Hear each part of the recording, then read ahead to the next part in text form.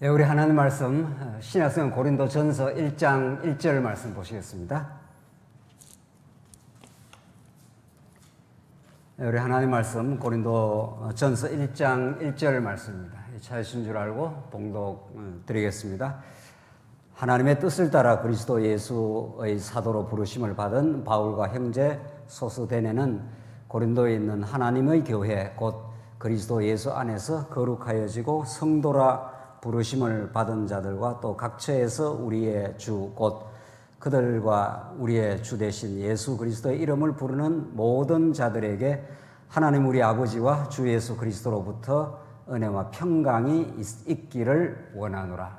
우선 3절까지 봉독드렸습니다. 우리 지난 시간부터 고린도전서의 말씀을 우리가 상고하기로 했는데, 지난 시간은 고린도전서 전체를 보는 서론적 시각, 고린도전서를 어떤 관점에서 보는 것이 가장 고린도전서의 복음을 읽어내는데 올바른 것인가 하는 것을 확인했습니다. 고린도 교회는 우리가 본문에서 자세히 이제 살펴가겠습니다만은 매우 심각한 어려움, 교회의 미숙한 문제를 노출하고 있었습니다. 그러나 우리 지난 시간 서론적으로 확인한 대로 교회의 어려움이 고린도 교회의 여러 양상으로 드러났지만은 그 문제와 어려움이 오히려 복음을 새롭게 의지하고 재발견하게 하는 하나님의 놀라운 섭리였다는 사실. 그래서 고린도 교회의 문제 양상으로 그치는 것이 아니라 더욱 간절한 건덕의 복음으로 하나님이 그 교회를 새롭게 성장시키고, 건덕이라는 게 세워가심, 건설한다는 건자니까 하나님께서 교회를 더 오히려 복음을 사랑하게 하고 예수 그리스도를 더 의지하게 하는 그런 놀라운 하나님의 섭리의 일환이었다 하는 것이 이제 고린도전서에 나타난 복음의 메시지고, 그것이 이 땅에 존재하는 모든 교회에 주시는 놀라운 하나님의 뜻입니다. 그럼 고린도전서를 읽어나가는 그 시각을 언약의 관점으로 보겠다. 또 더 좀 구체적으로 하나님 나라에 관한 언약으로 이 고린도전서를 보는 것이 하나님이 어떠하신 분인가, 그 언약이 실체로 이 땅에 찾아오시고 지금도 교회의 머리가 되신 그리스도 중심으로 본다는 뜻을 의미한다는 걸 우리 지난 시간에 확인했습니다. 아담에게 허락하신 하나님의 나라는 구약에는 옛 언약, 모세 언약의 방식으로 이루어가지만 우리 이제 이 신약의 시대는 새 언약의 방식으로 하나님께서 이 땅에 하나님 나라를 건설하심으로 하나님 어떠신 분인가를 가르쳐 주십니다. 이 새 언약이라는 것이 우리 신약을 읽어나가는데, 신약의 마태복음부터 계시록까지 전체를 읽어가는데 그 키워드라고 볼 수 있는 거죠. 우리가 구약, 신약 하는 것을 신약이라는 게 그 새 언약이니까. 그래서 이 새 언약의 성취로 예수 그리스도가 오시고 성령이 오셔서 이제 옛 언약으로는 인간 스스로가 하나님을 섬길 수 없었던, 그래서 하나님의 뜻을 거역하고 늘 범죄했던 이스라엘 백성들이었지만, 이제 새 언약의 실체로 오신 예수 그리스도, 그분이 보내신 성령께서는 이제 법을 밖에 두시고 우리들을 자꾸 강요하고 지키라고 그렇게 하는 게 아니라, 우리가 지킬 수 없는 존재임을 우리가 알기 때문에 우리 안에 찾아오셔서 하나님의 법, 그 놀라운 하나님의 뜻을 우리 신비에 새겨주신다. 그래서 우리 신약교회가 이제 출현을 하게 된 겁니다. 자, 이제 고린도전서는 큰 틀 속에 그런 하나님 나라 언약을 이루시되, 새 언약의 방식으로 하나님께서는 이 교회를 이루시고 성장시켜 가신다 하는 것이 큰 틀로 우리 고린도전서를 이제 보게 되겠습니다. 이제 본문 이제 말씀에 들어가게 되는데, 1장 1절로부터 9절까지가 이제 사도 바울이 고린도 교회를 향한 이제 기자, 자기 소개의 말씀도 있고, 또 고린도 교회 성도들에게 평안을 기원하는 인사의 내용이 들어있고, 또 고린도 교회가 여러 문제가 많았지만은 또 바울은 하나님의 시각에서 고린도 교회에게 칭찬을 하고 또 감사하면서 이제 고린도 교회에게 접근해 가고 있다는 사실을 확인할 수가 있습니다. 오늘 1절로 우선 9절까지 나타나는 사도 바울의 평강을 기원하는 인사의 내용, 또 고린도 교회를 바라보는 이 따뜻한 복음적인 시각, 이 속에 이제 이후 고린도 전서의 말씀을 읽을 그 실마리, 복음적 원리, 또 교회를 바라보는 바울의 시각, 또 하나님의 근본적인 시각을 우리가 읽을 수 있습니다. 그래서 오늘 이 앞에 서론적으로 이렇게 나타나는 인사 같지만은 이 안에 굉장히 중요한 사실은 원리가 담겨 있다는 사실, 우리가 그걸 전제하고 본문의 말씀을 읽어가도록 하겠습니다. 1장 1절 보십시다. 하나님의 뜻을 따라 그리스도 예수의 사도로 부르심을 받은 바울과 형제 소스데네는, 이 바울의 자기 소개입니다. 나 바울은 너에게 편지한다, 이렇게 편지를 할 수가 있는데 바울은 그렇게 자기를 소개하지 않습니다. 하나님의 뜻을 따라 그리스도 예수의 사도로 부르심을 받은, 굉장히 긴 거죠. 자기 소개가 상당히 깁니다.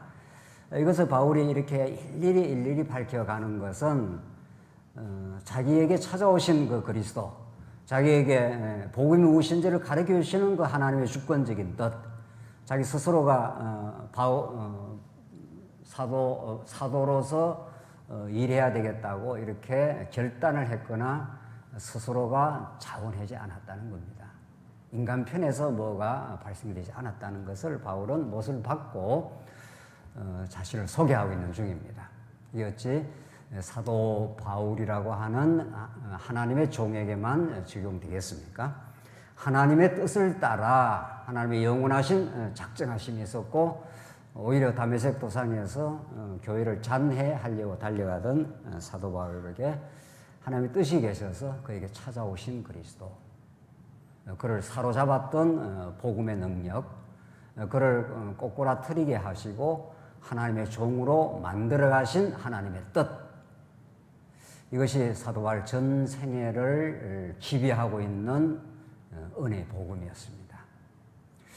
이 은혜의 복음이 사도 바울의 다메섹 도상에서부터 시작해서 이제 정말 자기가 관제의 부음처럼 그렇게 자기 전생애를 그리스도 앞에 드리고 교회를 위해 섬기고 진리를 위해서 고난받았던 사도 바울은 하나님이 부르심이 있어서 하나님의 주권적인 뜻이 자기를 덮쳐서 그 은혜가 자기를 그렇게 살도록 하셨다 하는 것입니다.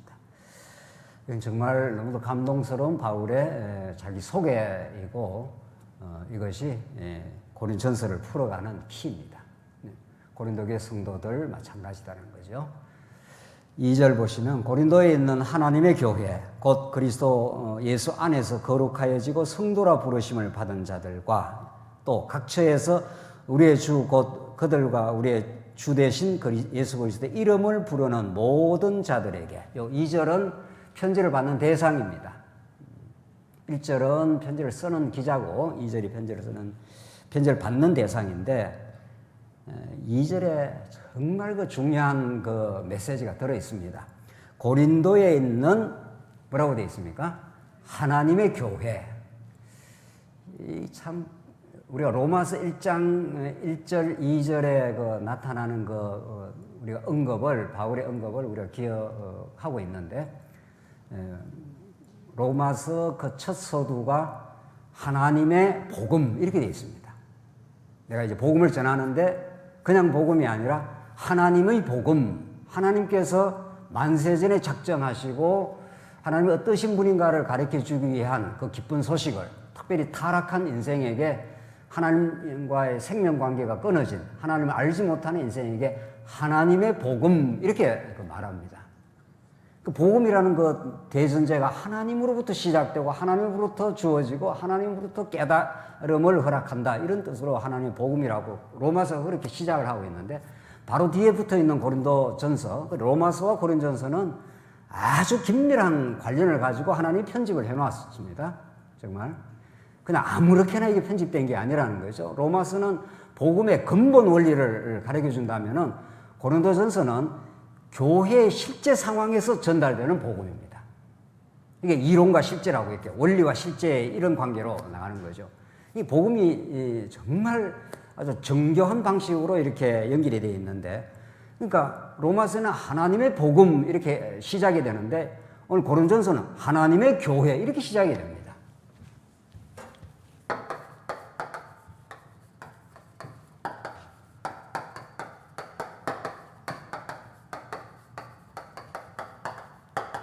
우리가 제일 중요한 것이 복음 또 교회 이거 아닙니까? 이 두 단어가 우리 인생을 인생답게 끌어가고 우리 삶의 의미와 가치 이 모든 걸 결정하는 게 이 두 단어입니다. 복음이 무엇이냐, 교회가 무엇이냐 이겁니다. 근데 로마서는 하나님의 복음 이렇게 시작하고 고린도전서는 하나님의 교회 이렇게 시작한다는 거예요. 이 얼마나 하나님 중심적이고 사도 바울이 그 하나님의 영광 중심적이고 그것이 우리에게는 한없는 복이 된다는 사실을 이렇게 고린도전서의 첫 출발에서 이 편지를 받는 대상 고린도에 있는 이런 거죠. 이건 오고 오는 모든 교회에 해당하는 거죠. 이건 직접적으로는 고린도에 있는 교회지만 에베소에 있는 교회, 성남에 있는 교회 뭐 이게 다 적용이 다 되는 거란 말이죠. 자, 그래서 교회를 사도 바울이 하나님의 교회 이렇게 표현함으로 교회의 시작이 교회에 대한 하나님의 뜻이 영원으로부터 시작되어 이 땅에 계시 가운데 하나님의 나라에 관한 언약으로 아담에게 하나님의 나라에 관한 언약을 주시고 그것을 예수 그리스도를 통해서 성령을 통해서 지금 하나님의 교회를 하나님이 세우시고 지금 고린도 교회가 과정 중에 미숙함을 겪고 있는 것뿐이고 때로는 고통을 치르고 있는 중이지만은 하나님이 반드시 세워갈 것이라. 하나님이 시작한 교회를 하나님이 책임지시고 인도해 가실 것이라는 이런 하나님의 주권적인 사상, 하나님 중심적인 교회관 이것이 사도 바울의 한 단어 한 단어 속에 정말 알알이 지금 배어 있는 거죠. 제가 뭐 고린도전서를 여러 번 강론을 하고 이렇게 봤습니다만은 이제 볼 때마다 이제 달라지는 거죠. 이 하나님의 교회라는 것은 새롭게 이렇게 튀어 올라오는 그 단어였습니다. 전에도 고린도전서 이런저런 강론도 했습니다만은 야, 이 교회라는 게 정말 하나님의 교회구나. 그러니까 하나님의 교회의 성도가 된 우리는 얼마나 하나님의 복과 은혜와 그 사랑 속에 있다는 것을 우리는 확정받을 수가 있고 우리가 지금 과정에서 이런저런 미숙함과 어려움을 겪지만은 하나님께서 책임지시고 하나님의 교회를 반드시 견고하게 만들어 가실 것이라는 걸 우리는 소망을 가질 수가 있는 거죠. 곧 이래 있습니다. 하나님의 교회는 어떤 것인가 하면 그리스도 예수 안에서 거룩하여지고 성도라 부르심을 받은 자들과 하나님의 교회를 사도 바울은 그리스도 예수 안에서 거룩하여지고 이 완료형입니다. 앞으로 이렇게 거룩하게 될 것이다 이렇게 말하지 않습니다. 자, 그래서 이 성화라는 이 복음의 한 내용인데 우리 구원의 서정 가운데 우리 예수를 믿고 이렇게 점점 이제 성장에 이르는 마침내 영화로운 최종적인 상태에 이르기까지 우리 성화라는 말을 쓰는데 거룩하게 변해간다 이런 거지 않습니까? 이 성화에 대해서 우리가 잘 이해할 필요가 있습니다. 일반적으로는 성화하기는 점진적 성화라는 그 측면을 많이 강조를 합니다. 그게 뭐 사실이기도 합니다. 우리가 예수를 믿고 나서 우리의 속된, 우리의 세속적인 가치관을 육신의 소욕입니다. 육신의 소욕이 날마다 우리가 말씀에 의해서 또 우리 삶의 여러 가지 연단을 통해서 자꾸 처복종되고 이제 거룩하게 이제 변화돼 간다. 하나님의 형상을 닮아간다. 맞는 말이죠. 그러나 오늘 본문에 따르면은 그런 측면만 있는 게 아닙니다. 성화라는 게 이미 그리스도 예수 안에서 거룩하여지고 완료형을 쓰고 있습니다. 이게 무슨 말입니까? 성화는 점진적으로 하나님의 형상을 닮아서 장성한 그리스도의 분량으로 하나님이 성장시키는 측면이 있지만 사도 바울이 지금 강조하는 부분은 고린도 교회가 굉장히 심각한 문제가 있었지 않습니까? 분열과 음행과 뭐 여러 가지 문제점이 있었지만은 사도 바울은 고린도 교회를 향해서 거룩하여진 교회, 성도라 부르심을 받은 자들 이렇게 말하고 있다고요. 성도라는 말이 무슨 말입니까? 거룩한 물입니다. 성도라는 말 자체가. 우리의 이름은 김아무개가 아니라 하나님 보실 때 우리를 성도라 부른다는 거죠. 그러니까 앞으로 이렇게 거룩해 된다는 측면이 있긴 하지만은 확정적인 성화라는 측면이 있습니다. 이걸 우리가 어떻게 알 수 있는가 하면 구약에서 이스라엘 백성들이 애굽에서 나왔습니다. 금송아지 섬기면서 말할 수 없는 죄악상을 노출했습니다. 나오자마자. 그렇잖아요? 근데 사도 바울이 아니라 모세를 통해서 하나님께서 신에서 언약을 줘가지고 그들이 범죄할 때 성막으로 데려오면은 양을 한 마리 잡아서 하나님께 나아가면은 그 적시로 거룩한 백성이 됩니다. 그래서 출애굽기 19장에서 너희들이 언약의 백성인데 내가 너희를 제사장 나라요 거룩한 백성으로 내가 만들겠다 이렇게 말합니다. 그들이 뭘 잘한다라든가 변화를 받아가지고 거룩하게 되어지는 게 아니라 그거 되기 이전에 이미 하나님께서 양을 한 마리 잡아가지고 성전에 데려오면 성전이 거룩한 하나님의 존전 아닙니까? 거기는 아무나 들어갈 수가 없습니다. 들어가면 죽습니다, 죄인이. 그러니까 대제사장이 피를 가지고 백성들의 죄를 대속하러 들어가서 피를 뿌리면은 그 율법에다가 십계명에다 피를 뿌리면은 완전히 하나님이 응답을 하시고 거룩한 백성 되게 만들어 줍니다. 아무런 조건이 없습니다. 원래 하나님의 자녀이기 때문에 자녀라고 그냥 불러주는 겁니다. 그 칭의와 거룩이 동시적 작업입니다.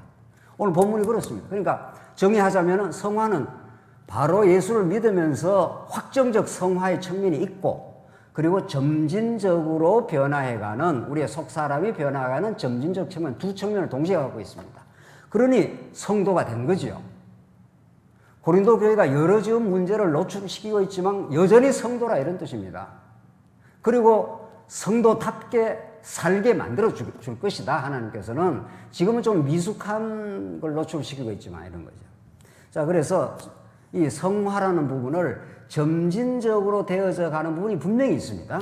점진적으로 더 거룩한 가치로 우리가 무장이 되고 잘 무장이 되어서 정말 세속적 가치를 쳐내고 거룩한 가치를 추구하는 그런 점진적 성화가 있지만 오늘 본문의 말씀은 그리스도 예수 안에서 거룩하여지고 완료형으로 말해요. 그래요. 자녀가 성숙한 자녀의 측면이 있지만은 부모 입장에서는 그냥 완전한 자녀로 봐버리는 겁니다. 갓난아기라도 완전한 자녀라고 보는 겁니다. 성숙한 자녀든 미숙한 자녀든 부모에게는 완전한 자녀입니다. 이 부분이 굉장히 중요합니다. 이 부분을 우리가 확실하게 이해를 해야 우리가 때로는 살아가다가 우리가 부덕하게 되기도 하고 어리석게 되기도 해도 다시 우리가 아주 강력하게 하나님 앞에 복원될 수 있는 힘을 가지는 거죠. 오뚜기가 확 아무리 밀어도 다시 이렇게 돌아오는 힘은 하나님 우리를 거룩하게 봐주신다. 그것 때문에 우리가 새 길을, 성장의 길을 갈 수가 있는 겁니다. 바울은 그렇게 지금 보고 있는 겁니다. 거룩하여지고 성도라 부르심을 받은 자들과 또 각처에서 우리의 주, 곧 그들과 우리의 주 되신 예수 그리스도의 이름을 부르는 모든 자들에게 이게 여호와의 이름 혹은 예수 그리스도의 이름 하는 건 단순한 명목상 이름이 아니라 그 이름 속에는 하나님의 이름 혹은 예수 그리스도의 이름 속에는 그의 권위, 그의 정체성, 그의 무한한 가치 이런 것이 이름 안에 다 담겨 있습니다. 그러니까 우리가 여호와의 이름을 부르는 여호와의 이름을 찬송한다는 것은 여호와의 하나님께서 살아계심, 그의 권위, 그의 그 말할 수 없는 무궁한 능력 이런 거죠. 그 이름 안에 우리가 담겨 있는 거죠. 그래서 3절 하나는 우리 아버지와 주 예수 그리스도로부터 은혜와 평강이 있기를 원하노라. 이게 사도 바울이 늘 이제 편지에서 즐겨 사용하는 그 기원의 내용이죠. 은혜와 평강 이 순서가 바뀔 수가 없죠. 평강과 은혜 이렇게 안 합니다. 반드시 은혜를 말하고 뒤에 따라 나오는 것을 우리는 평강이라 한다. 은혜라는 건 우리가 너무도 많이 이제 강조해 왔고 은혜를 빼고는 우리는 기독교를 설명할 수 없는 거죠. 하나님께서 그저 베풀어 주시는 선물로서의 은혜, 예수 그리스도 사건, 성령이 다 하나님 베풀어 주시는 은혜의 역사인 거죠. 우리에게 주어지는 각종 은사 이런 것들도 다 궁극적으로 하나님의 은혜의 선물인 거죠. 자, 그 은혜 다음에 따라오는 평강에 대한 이해를 우리가 좀 정확하게 하고 지나갈 필요가 있습니다. 에이레네 하는 이 헬라어는 자칫하면 우리가 세상에서 그냥 마음의 평안 이 정도로 해석하기가 쉬운데, 오늘 이 은혜와 평강이라는 말은 마음의 평안이라는 것은 부수적으로 따라 나올 수 있지만 본질적인 설명은 아닌 겁니다. 그냥 세상살이 하면서 여러 가지 복잡하고 어렵다가 삶의 환경이 풀리면 마음의 평안을 얻습니다. 예수 안 믿는 사람도 피상적으로 볼 때 평안하게 사는 사람도 있습니다. 오히려 예수 믿는 사람에게 환난과 어려움이 많을 수가 있습니다. 마음에 복잡하고 어렵고 힘든 일들이 얼마든지 생겨날 수 있습니다. 그러면 평강이 없느냐고요? 그렇지 않습니다. 이 오늘 말하는 은혜와 평강이라는 것은 세상에서 사용하는 그런 의미의 평안이 아닙니다. 에이레네라는 원래의 뜻이 다시 하나가 된다 이런 뜻입니다. 그 어원의 본래의 뜻이 그게 굉장히 시사하는 바가 큰 거죠. 그게 무슨 말인가 하면은 평안을 잃어버렸다 하는 것은 우리의 심리적으로 뭐 어려움이 왔다 이런 뜻이 아닙니다. 근본적으로는 그게 부수적으로는 그렇게 따라 나오는 거긴 합니다만은 평강을 하나님께서 우리에게 주신다 했을 때는 하나님과의 분리된 상태에 있다가 은혜의 그리스도가 우리에게 찾아오게 되면은 우리 분리된 우리가 다시 하나가 된다 이런 뜻입니다. 예수 그리스도와 연합된다 이런 뜻입니다. 언약적 관련이 회복되었다 이런 뜻입니다. 언약을 떠나서는 이 평강의 의미를 설명할 수가 없습니다. 그렇기 때문에 사도 바울은 옥중에서도 평강을 누린 거죠. 심리적 평안을 누렸다 이런 뜻이 아닙니다. 그거는 따라 나오는 것이고, 옥중에서도 하나님과의 언약적 하나됨이 끊어지지 않는다. 거기에서 진짜 평안이라는 게 찾아오는 거죠. 사도 바울이 지금 기원하는 평강은 그런 뜻입니다. 나뉘어져 있다가 다시 하나가 되었다 이런 뜻이니까. 이것이 뒤에 고린도전서 전체를 끌어가는 교회론을 끌어가는 키이기도 합니다. 교회라는 건 그리스도와 연합된 우리 지체들의 모임입니다. 우리 교회라는 것은 지체와 지체 간의 관계가 대단히 중요한데, 그거 이전에 우리 지체들이 그리스도와 하나됨, 그리스도와 화평을 누림, 그리스도와 언약적 연결이 됨, 이걸로 견고하게 붙들어가는 사람은 지체와의 관계가 약간 어렵더라도 반드시 회복됩니다. 필연적으로 승리하게 됩니다. 그러나 그리스도와의 연결이 헐겁거나 그리스도와의 연결에 대한 진리를 깊이 못 깨달으면 관계는 언제든지 어려워질 수가 있는 겁니다. 인간은 다 자기중심적이니까. 그래서 오늘 그리스도로부터라는 말은 세상이 말하는 평강이 아니라 그리스도로부터 하나님 나라의 은혜가 찾아왔고, 우리가 그리스도로 말미암아 하나님과 분리된 상태에 있다가 화평을, 하나님과 하나가 되어버렸습니다. 그걸 누가 끊겠냐고요. 그 확신을 우리가 가지게 될 때 때로는 삶의 시련의 파도가 밀려와도 근본적으로 흔들리지 않습니다. 때로는 이런저런 관계에 어려움이 생겨도 다시 그리스도 중심으로 나아가기만 하면은 언제든지 회복 가능성이 열려 있다는 게 복음의 메시지입니다. 4절 봅시다. 그리스도 예수 안에서 너에게 주신 하나님의 은혜로 말미암아 내가 너희를 위하여 항상 하나님께 감사하고. 한 절 한 절이 정말 대단합니다. 지금 사도 바울이 고린도 교회를 향해서 참 감사한다. 은혜로 말미암아, 하나님 주시는 은혜가 바울에게 늘 있었고, 그 하나님의 은혜로 말미암아 내가 너희를 위하여 항상 하나님께 감사합니다.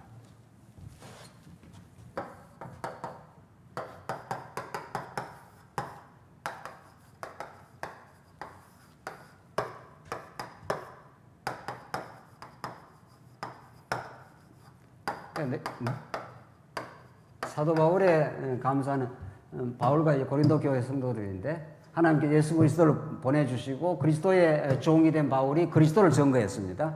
그래서 너희를 위하여 감사한다. 너희의 교회의 어떤 상태하고 조건하고 상관없다 이런 뜻입니다. 사도 바울에게 주된 관심사는 너희 그 자체입니다. 그래서 교회에서 사역이 굉장히 중요하긴 합니다. 선교도 중요하고 뭐 교회 여러 가지 일도 중요하고 합니다만은 알고 보면은 그런 교회 안에서 행하는 모든 사역은 너희를 위한 것입니다. 너희를 더 그리스도에게 견고하게 매이게 만들고 그 너희가 성숙하게 만들고 그래서 그 사역을 하면 할수록 그 너희라는 그리스도 안에 있는 성도가 더욱 소중함을 깨닫게 되는 것입니다. 이게 일보다 하나님의 백성을 더 사랑하는 일 그 자체보다도 더 인간 존재를 하나님의 백성 그 자체가 더욱 소중함을 가르쳐주는 사도 바울의 시각입니다. 이게 하나님의 마음입니다. 또 하나님 여러분과 저를 이 땅에 이런저런 사역을 하고 목회 사역을 하고 선교 사역을 하고 교회에 무슨 여러 가지 일들을 하기를 합니다마는 그것을 통해서 하나님이 겨냥하시고 목적하시는 것은 그런 일을 통해서 더욱 하나님을 의지하는 신앙인 되게 만드는 것입니다. 우리 부모가 자녀한테 뭐 일 시키려고 자녀를 낳지 않습니다. 자녀가 때로는 일을 좀 부족하게 못해도 그 자녀 자체가 소중한 겁니다.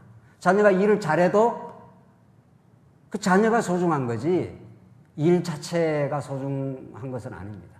일이 불필요하다는 뜻은 아니지만 일이 우리에게 다 주어지고 그 은사를 따라서 일을 하긴 합니다만은 하나님의 관심사는 우리 자체입니다. 사도 바울은 지금 내가 너희를 위하여 하나님께 감사한다 그럽니다. 지금 감사하게 됐습니까? 사도 바울이 지금 고린도 교회를 향해서 감사하는 게 아니라 매를 들고 지금 나갈까 하면서 굉장히 지금 사도 바울이 지금 마음에 요동이 치고 편지를 안 쓰면 안 되는 이런 굉장히 다급한 심정이고 마음이 불편한 심정입니다. 그때 불편하다는 게 뭐 괴로워서 불편한 게 아니라 고린도의 상황 자체가 굉장히 바울을 지금 마음을 요동치게 하는 거죠. 어쩌다 교회가 이렇게까지 되었느냐 하는 그 안타까움 이런 게 있는 거죠. 근데 바울은 너희를 위하여 하나님께 감사한다. 하나님 너희를 하나님이 사랑하시고 언약 백성으로 부르시고 영광스러운 성도라 지금 부름을 불러서 너희의 존재 자체가 얼마나 소중한지 모른다. 왜 소중한 너희들이 소중치 않는 일에 그렇게 지금 어려움을 겪고 있느냐 이런 시각입니다.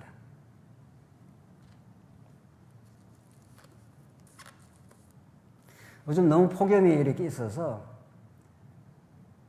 아이가 밖에서 하루 종일 일하고 이제 저녁에 들어오면 그 마음이 좀 짠해요. 아이고 엄마 아빠는 그래도 에어컨 있는 데서 그냥 있다가 네가 들어오는 거 보니까 참 그러네. 그 뜨거운 그 폭염 속에서 일하고 들어오는데 일 잘했냐 이렇게 묻게 됐냐고요. 그렇게 묻는 부모 없을 거예요. 얼마나 더웠냐 빨리 씻고 쉬어라. 그 아이의 건강과 그 자체가 소중하지 아이가 나가서 일을 잘하느냐 안 하는 그 2차적 관심사죠 사실은. 하나님 우리를 그렇게 소중하게 보십니다. 우리 존재 자체를 정말 얼마나 뜨겁게 사랑하시고 사도 바울이 그런 그리스도의 마음 속에서 내가 너희를 위하여 너희 때문에 하나님께 감사한다. 이 5절 이는 너희가 그 안에서 모든 일 곧 모든 은병과 모든 지식의 풍족함으로 그리스도의 증거가 너희 중에 견고하게 되어 차이 보십시오. 이 고린도 교회가 지금 좀 세상말로 말하면 엉망진창이 되어 있는데 바울이 그 엉망진창처럼 보이는 그 속에서도 하나님이 고린도 교회에 주신 소중한 은사, 소중한 일들을 지금 포착해냅니다. 참 정말 대단한 그 시각이죠. 어떻게 이런 그 시각이 나올 수 있냐고요. 그 5절에 이는 너희가 그 안에서 모든 일 곧 모든 은병과 이 고린도 교회 성도들이 아주 말을 잘했다는 거죠. 모든 지식의 풍족함으로 또 지식도 많았다는 겁니다. 그리스도의 증거가 너희 중에 견고하게 되어 너희가 모든 은사의 부족함이 없이 또 고린도 교회가 얼마나 은사 가지고 말이 많았습니까? 이거 은사에 대해서 자세하게 뒤에 설명하지 않습니까? 그런데 7절에 모든 은사의 부족함이 없이 우리 주 예수 그리스도의 나타나심을 기다림이라. 그 은사가 풍족했다는 걸 긍정화하고 있는 거죠.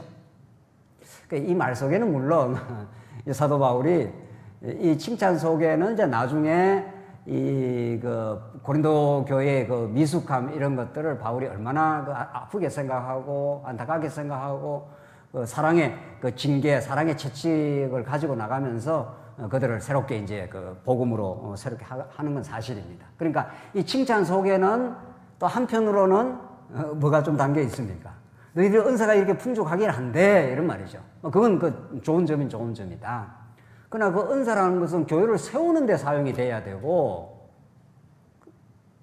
다른 지체를 위해서 내게 은사를 준 거지 내 은사를 뽐내라고 준 건 아니지 않아 하는 게 이제 11장 12장으로 나가면 이제 계속 바울이 그 교회론을 이야기하면서 그 전가하는 복음의 메시지 중에 하나죠. 자, 그러니까 어쨌든 사도 바울은 고린도 교회가 여러 가지 문제와 어려움이 많았지만 또 그 중에서도 고린도 교회에게 주신 하나님의 장점, 은사, 또 긍정적 부분 이런 것들을 적극적으로 지금 지지를 해주면서 이제 풀어가고 있는 중인 거죠. 참 적절한 칭찬이라는 게 굉장히 또 필요하다는 거죠. 또 나중에 쓴소리를 하고 아프게 바르게 이야기해주는 부분이 있긴 하지만 그래서 바울이 이렇게 좋은 점을 인정을 해주면서 8절 보십시다. 자, 오늘 8절이 이제 아주 중요한 말씀인데 주께서 너희를 우리 주 예수 그리스도의 날에 책망할 것이 없는 자로 끝까지 견고하게 어떻게 해요? 하시리라. 우리 지난 시간 확인했는데 고린도교회 전체 고린전서 전체의 1장 앞부분에 이 인사와 감사의 내용 가운데 약속의 메시지가 들었다. 이제 그 앞에서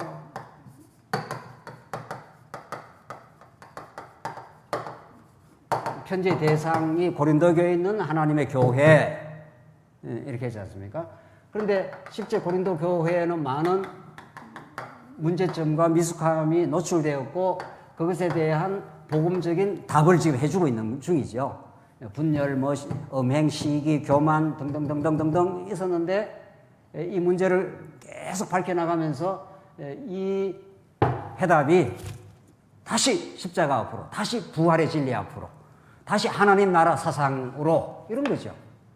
그렇게 이제 고린전서 전체를 이제 풀어가고 있는데 그 풀어가는 과정, 그 대전제가 주께서 우리 주 예수 그리스도의 날에 책망할 것이 없는 자로 끝까지 견고하게 하시리라는 이 약속의 메시지를 딱 못 받고 있지 않습니까? 로마서도 여러분 기억나십니까? 선지자들로 말미암아 아들에 관하여 약속하신 것이라. 하나님의 복음이라는 것은 약속이라는 게 로마서에도 나왔지 않습니까? 그러니까 편지의 글로 되어 있기 때문에 편지라는 것은 아주 뭐 논문처럼 이렇게 논리적으로 그렇게 쓰지는 않지만은 그 내용을 들여다보면은 정말 이 편지라는 그 따뜻한 어떤 필체로 쓰고 있지만은 내용을 들여다보면 이렇게 분명하고 확실한 하나님의 약속으로부터 시작된다는 걸 알 수가 있는 거죠. 이 약속의 메시지가 고린도 교회를 바라보는 그 소망의 시선인 거죠. 지금은 좀 견고하지 않지만 이런 거죠. 지금은 좀 흔들리고 지금은 좀 여러 가지 교회 안에 어려움이 생기고 있지만 하나님께서 너희를 주 예수 그리스도의 날에 책망할 것이 없는 자로 끝까지 견고하게 하시려. 하나님께서 그렇게 해주겠다. 하나님 반드시 하실 것이다. 이런 거죠. 참 이게 소망의 메시지가 되는 거죠. 이게 오고 오는 어떤 교회에도 주시는 메시지가 되는 거죠. 고린도 교회만 주시는 메시지가 아닌 거죠. 견고하다는 것이 무슨 뜻입니까? 그게 성숙한다. 뿌리를 깊이, 골로새서 표현대로 말하면 뿌리를 깊이 내려가지고 어지간한 태풍이 불어와도 잠깐 흔들려도 뿌리가 안 뽑힌다. 그만큼 견고한 교회로 하나님께서 세워가신다. 하나님께서 이미 이기셨습니다. 예수 그리스도를 통해서. 우리가 과정 중에 이런저런 일을 지금 겪지만은 그 흔들림은 우리의 뿌리를 더 견고하게 내리게 하시는 하나님의 사역이라는 겁니다. 사단이 아무리 덜치고 낼치고 우는 사자처럼 우리를 잡아먹으려고 그렇게 해도 하나님의 보호하심과 하나님의 그 전략과 하나님의 깊으신 뜻을 당해냅니까? 못 당해내죠. 사단이 자꾸 우리에게 등장해서 어려움을 주면은 그것 때문에 우리가 더 견고하게 되는 계기를 만들 뿐이라는 겁니다. 그 사단이 전략이 하나님의 전략을 따라오겠냐고요. 하수로 말하면은, 바둑으로 말하면은, 하나님은 바둑 9단이고, 사단이야 바둑 1단이 될지 어쩔지도 모르는 거죠. 하나님께서 그렇게 고린도 교회의 지금 성장 과정에 어려움을 겪고 있지만 하나님께서 반드시 건덕으로 세워갈 것이다. 이런 약속의 메시지라는 못을 받고 이제 시작을 이제 구체적인 문제를 이제 거론하면서 해나가는 거죠. 9절 봅시다. 너희를 불러 그의 아들 예수 그리스도 우리 주와 더불어 교제하게 하시는 하나님은 미쁘시도다. 자, 약속의 메시지가 나오고 하나님의 속성이 나오고 이런 거죠. 이렇게 성경은 분명합니다. 약속을 하신 하나님께서 미쁘시지 않으면, 신실하지 않으면 그걸 못 이룰 거 아니에요. 사실 여기는 하나님이 미쁘시도다, 하나님이 신실하시다나 신실성만 나오지만은 우리 하나님의 속성이라는 건 전부 연결이 되어 있기 때문에 우리가 5대 속성, 그리고 사실은 5대 속성만큼 중요한 게 하나님의 거룩성입니다. 거룩성을 떠나서는 5대 속성을 설명할 길이 없어요. 거룩성은 우리 피조 세계와는 전적으로 구분되시는 하나님의 속성입니다. 이 거룩성을 하나님께서 그냥 주시겠다 이런 뜻입니다. 예수 그리스도 사건을 통해서 성령을 통해서 우리 것이 되도록 만들어주겠다. 이게 거룩하심 아닙니까? 자, 그러니까 여기서 신실성이 나왔지만은 하나님이 신실해서 이 약속을 이루시고야 마는데 그걸 이루려면 능력이 있어야 되고 그걸 이루시려면은 자비하심이 있어야 우리의 부족함과 어리석음, 우리의 죄악상을 덮어서 이루실 거 아닙니까? 그래서 너희를 불러 그의 아들 예수 그리스도 우리 주와 더불어 교제하게 하시는, 자, 교제의 본질적 의미가 나오지 않습니까? 교제라는 게 우리가 코이노니아 하는 게 우리 지체들과 우리가 교제할 때에도 교제이긴 합니다만은 그 교제는 세상의 동호인들이 만나서 하는 교제와 질적으로 절대적으로 구분된다는 거죠. 왜? 이게 오늘 본문에 나오는 대로 주 예수 그리스도로 말미암아 하나님과 교제 우리 주 예수 그리스도 우리 주와 더불어 교제하게 하시는 하나님은 미쁘시더라. 그러니까 하나님께서 예수 그리스도를 통해서 바울과 예수 그리스도 고린도 교회 성도와 예수 그리스도와의 교제케 하신다는 거죠.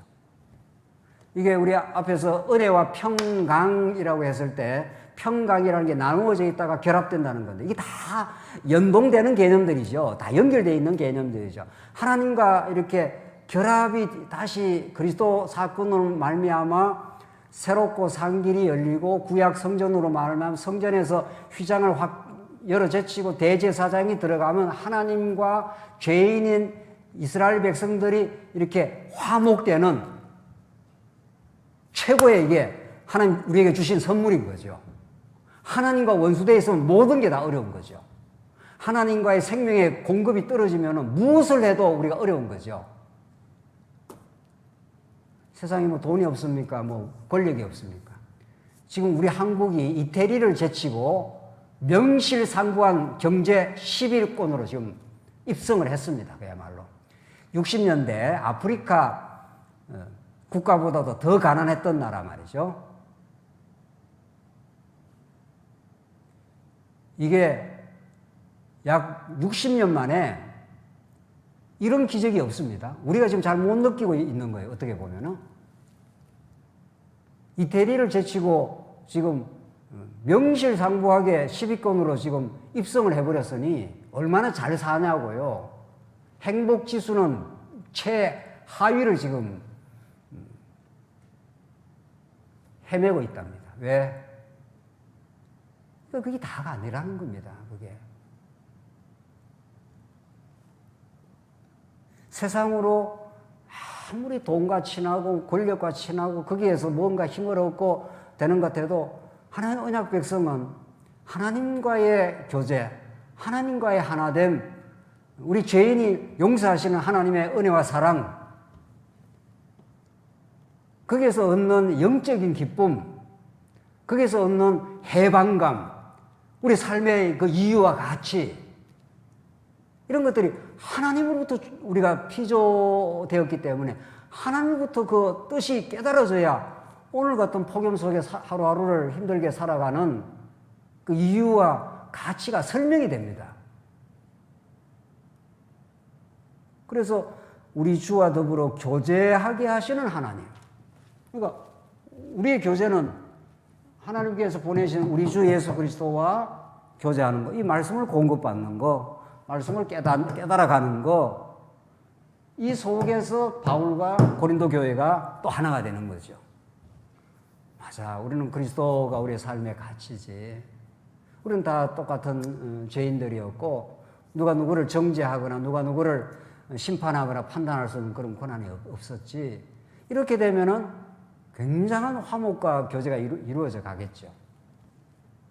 하나님께서 그런 하나님의 나라인 교회를 하나님께서 작정하시고 하나님께서 끝까지 견고하게 하실 것이다. 이게 고린도전서 전체를 이제 이끌어가는 정말 기관차처럼 약속의 메시지, 그 하나님과의 교제를 통해서, 그 하나님과의 화평을 통해서, 그 평강을 통해서 이루어지는 우리 인생의 든든함, 이 우리 인생의 정체성, 삶의 가치, 우리가 어떤 고난과 어려움을 겪어도 그 하나님과의 관계가 훼손되지 아니함, 이걸 사도 바울은 하나님 우리를 위하시면 누가 우리를 정죄하겠는가? 환난이나 기근이나 위험이냐 칼이냐? 하나님의 사랑 줄에서 누가 우리를 끊을 수 없느니라.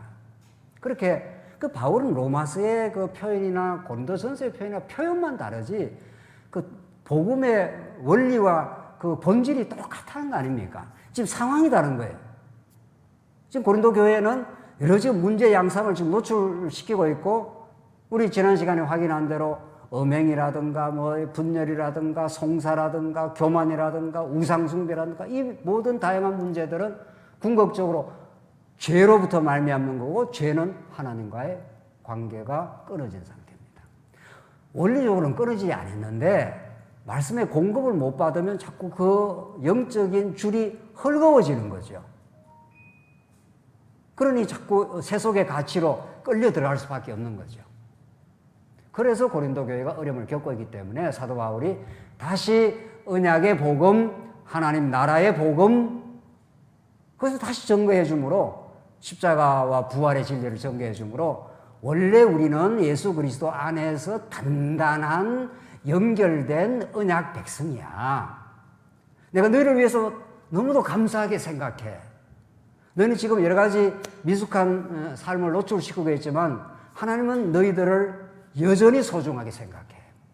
그리고 부모가 자녀를 어떤 그 형편에 있든지 돈을 많이 버리든지 안 버리든지 여전히 자녀로서 사랑스러운 것처럼 하나님 안에서 우리가 최고의 인생이야, 이런 거죠. 너무도 소중한 인생이 덜 소중한 이 삶의 가치 때문에 너무 많이 시간을 보내지 마, 이런 메시지예요, 고린도전서가. 예수 그리스도는 그 일을 위해서 부활하시고 새 생명 가운데 들어가시고 하나님 나라 이 땅에 임하시게 하시는 하나님의 살아계심과 그 은혜에 지금 계시였다, 이런 거죠. 그래서 조금 뒤에 가보면 4장 고린도전서 조금 뒤에 가보면 왜 하나님 나라 언약으로 보는 것이 확실하고 분명한가 하면은, 하나님 나라는 말에 있는 것이 아니라 능력에 있는 것이라. 그렇게 사도 바울이 1장, 2장, 3장, 4장까지 쭉 말하면서 하나님 나라는 말이 있지 않아. 고린도 교회가 말이 많았다는 거예요. 지식이 많고. 하나님 나라는 말에 있는 것이 아니라 능력에 있는 거다. 그 능력이라는 게 어떤 능력입니까? 하나님의 말씀으로 주어지는 평강, 감사, 이 복잡하고 어려운 세상살이 가운데도 소망을 잃지 않는 하나님의 능력, 이런 것들입니다. 그 영적인 능력. 그래서 정말 사랑의 눈으로 우리 지체를 바라보고 다가가는 능력. 그게 진짜 성령이 우리 안에 주시는 한없는 능력들입니다. 오늘 우리 고린전서 1장에서 9장까지의 메시지 속에 사도 바울이 고린도 교회를 어떻게 지금 바라보고 있고, 바울이라고 하는 시선을 통해서 하나님이 고린도 교회를 어떻게 바라보고 있고, 교회를 어떻게 사랑하고 있고, 지금 고린도 교회가 성장 과정에 성장통을 지금 느끼고 있는 것뿐인 거죠. 반드시 하나님께 경고하게 하고야 마라. 하나님 살아계셔. 하나님 고린도 교회를 붙들고 계시고 반드시 성장의 길로 긍덕의 삶으로 하나님께서 인도하고야 마실 것이다. 그 하나님이 미쁘시고 능력 많으신 분이시다. 그 하나님 지금도 살아계시고 여러분과 저의 삶 속에 언제나 동행하시고 우리를 너무도 소중하게 바라보시고 우리 교회를 질그릇 속에 보배를 담겨놓은 것처럼 그렇게 하나님께서는 우리 교회를 하나님의 사랑의 시선으로 바라보시고 우리를 새롭게 만들어 가실 것이고 우리 모두가 그렇게 십자가와 부활의 진리로 든든히 서게 하나님께 하실 것입니다. 이 진리 위에 승리하시기 바랍니다. 기도하십시다. 자비하신 하나님 아버지 은혜를 감사합니다. 고린도 교회가 많은 어려움을 겪었지만 오히려 그 어려움이 디딤돌이 되어 그리스도 우리 주께로 더 나아가는 하나님의 영광의 복음을 깨닫는 하나님의 섭리임을 우리 확인했습니다. 하나님께서 이 복음이 이 건덕의 복음이 우리를 더 새롭게 하시고 또 우리 교회를 하나님께서 새롭게 만들어 주시옵소서. 예수 그리스도의 이름으로 기도하옵나이다. 아멘.